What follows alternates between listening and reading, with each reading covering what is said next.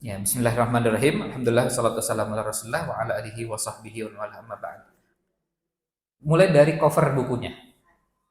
Kita mulai dari cover bukunya di bagian paling atas yang berbahasa Arab itu Ta'limul Muta'allim. Lalu di covernya juga di bawahnya ada tulisan versi bahasa Indonesianya namanya Ta'lim Al-Muta'allim. Ini cara penulisan judul buku yang benar. Yaitu judul buku itu tidak diterjemahkan. Namanya judul buku tidak diterjemahkan. Judul buku itu ditulis apa adanya. Karena apa? Dia jadi nama. Sama seperti nama orang, nama kota, nama negara. Tidak diterjemahkan. Meskipun ada terjemahannya. Taklim itu ada terjemahnya. Muta'alim juga ada terjemahnya dalam bahasa Indonesia. Tapi ketika sudah jadi kitab, jadi nama, tidak diterjemahkan. Sama seperti gini. Sekarang kalau kita ketemu orang, namanya siapa? Oh, nama saya Pak Bagus. Ya. Kalau dalam bahasa Arabnya apa? Ya enggak, tetap bahasa Arabnya bagus.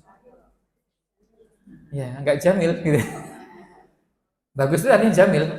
Tapi ketika bahasa Arabnya apa? Karena nama, jadi bagus. Beda dengan kalau kita mengatakan, oh, buku ini bagus. Nah, kita bisa mengatakan, ada kitabun jamil. Itu bisa. Tapi kalau bagus sebagai nama, tidak diterjemahkan. Maka kita mendapati misalnya buku apa? Bulughul Maram. Apalagi Riyadhus Shalihin. Itu tidak diterjemahkan. Jadi begitu. Nama kitab tidak diterjemahkan. Sama juga dengan nama orang. Nama orang tidak diterjemahkan. Nah, itu covernya. Kemudian penulisnya di bagian paling atas Burhanul Islam Az-Zarnuji. Ya, di covernya Burhanul Islam Az-Zarnuji. Nah, kemudian kita coba lihat masuk ke dalam, buka 2 lembar. Lalu di bagian sebelah kiri, sebelum pengantar penerbit, sebelah kirinya yang tengah-tengah ada Ta'limul Muta'allim. Sudah ketemu?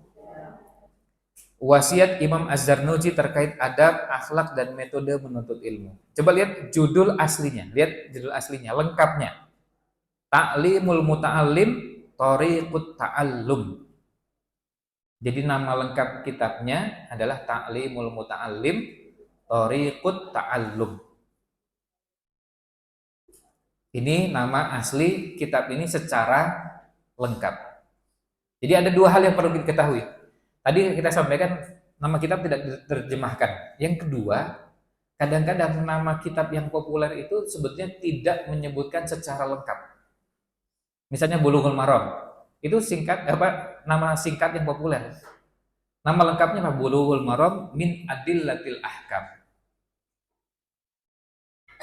Dan lanjutannya, Riyadhus Shalihin juga bukan begitu. Riyadhus Shalihin itu ada nama lengkapnya, tapi populer dengan nama Riyadhus Shalihin. Sahih Bukhari itu nama populernya, tapi nama lengkapnya panjang. Sama juga dengan Ta'limul Muta'allim, ini populer disebutkan Ta'limul Muta'allim, tapi lengkapnya apa? Ta'limul Muta'allim, Thariqut Ta'allum. Ini nama kitabnya. Nah, sekarang kita masuk ke halaman 8 daftar isi.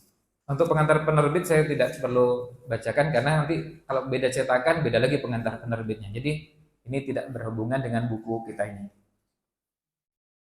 Nah, kita bisa lihat di pengantar daftar isi halaman 8 dimulai dari di situ setelah pengantar penerbit daftar isi ada biografi penulis. Ini nanti akan kita baca, kemudian mukaddimah pengantar.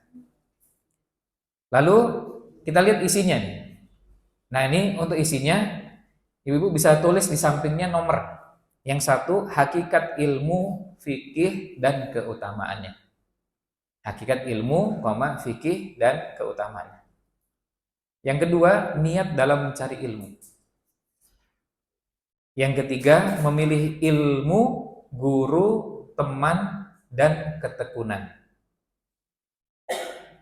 Yang keempat, menghormati ilmu dan ahli ilmu. Nomor 5, bawahnya, kesungguhan, ketekunan, dan cita-cita. Nomor 6 di bawahnya lagi, memulai ukuran dan urutan dalam mempelajari ilmu. Di bawahnya lagi nomor berapa? 7, tawakal. Nomor 8, waktu menuntut ilmu. Nomor 9 di bawahnya, memiliki sifat kasih sayang dan tulus. Jadi cuma ngasih nomor aja ya, karena kalimatnya udah ada semua. Nomor berapa berikutnya? 10, mengambil ilmu dan mempelajari adab. Berikutnya, nomor 11, bersikap warok ketika menuntut ilmu. Nomor 12, hal-hal yang dapat menguatkan hafalan dan menjadikan mudah lupa. Nomor 13, hal-hal yang mendatangkan dan menolak rezeki serta memperpanjang dan mengurangi umur. Ini 13 bahasan yang insya Allah akan kita bahas di hari ini. Jadi kita sudah bisa dapatkan gambaran globalnya. Kita sekarang mulai dari biografi penulisnya. Ya, biografi penulisnya. Imam Burhanul Islam Az-Zarnuji. Panggilan beliau adalah Az-Zarnuji. Jadi lebih populer dikenal dengan nama Imam Az-Zarnuji. Diambil dari nama kota tempat beliau bermukim, yaitu kota Zarnuj. Nah, karena disandarkan, dinisbatkan ke kota tersebut, maka Zarnuji. Kalau beliau dari Bantul, berarti Bantuli. Ya. Nah, kemudian kota ini menurut Imam Al-Qarashi, pengarang kitab Al-Jawahir Al-Mudhi'ah, masuk wilayah Turki. Masuk wilayah Turki. Namun Imam Yaqut Al-Hamawi ini sekaligus bisa dikoreksi. Beberapa ulama cenderung membacanya bukan Al-Hamawi tapi Al-Hamawi. Ya. Yaqut Al-Hamawi. Kemudian K-nya juga diganti huruf T. Huruf T. Ya. Yaqut pakai qaf ya. Bukan pakai huruf K. Bukan huruf kaf tapi huruf qaf. Yaqut Al-Hamawi. Dalam kitabnya Mu'jamnya mengatakan satu kota terkenal di wilayah Wara'an Nahar dekat Khaujanda yang masuk daerah wilayah Turkistan. Nah, sekarang kita kenal namanya dengan nama Turkistan. Sedangkan yang dimaksud Wara'an Nahar adalah negeri-negeri yang letaknya di belakang sungai Jihun di wilayah Khurasan. Wilayah Khurasan. Nah, Khurasan ini sekarang wilayah yang namanya Khurasan, kemudian ini berdekatan semua dengan wilayah seperti tadi Tajikistan, kemudian bertetangga dengan Uzbekistan, Kazakhstan, dan beberapa yang tan itu dia wilayahnya sebagian atau sedikit dekat dengan Pakistan, kemudian nanti ada Rusia, kemudian ada wilayah Iran, dan juga ada sedikit di wilayah Turki. Jadi ini wilayah-wilayah yang tadi dinamakan Wara'an Nahar. Nah, kemudian lanjutannya tentangnya, Imam Yaqut mengatakan sebuah wilayah luas yang iklimnya ekstrim. Ekstrimnya apa? Musim panas yang kering dan musim dingin yang bersalju. Jadi kalau panas sekali, kalau dingin sekali. Namun sebagian besarnya berpemandangan sangat indah. Nah, ini kelebihannya. Pemandangan indahnya luar biasa. Iya. Mau jalan-jalan ke sana, Bu?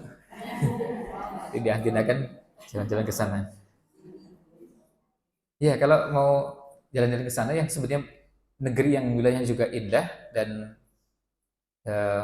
relatif kalau dari sisi biaya itu relatif lebih murah daripada umroh itu ke Turki. Yang memang wilayahnya tadi bukan wilayah indah, kemudian tertata dan memang sangat terbuka untuk pengunjung dari berbagai negara. Nah, nanti kalau pembahasan harganya nanti di luar ini aja. Ya. Oh ya. Oh ya ini. Nah, ya. Kemudian komandan pertama yang dikirim untuk membebaskan daerah ini adalah Hajjaj bin Yusuf. yang wafat tahun 95 Hijriah atau 714 Masehi. Di masa Khalifah Abdul Malik bin Marwan bin Hakam. Khalifah Abdul Malik ini wafatnya tahun 86. H itu artinya Hijriah, huruf W itu artinya wafat.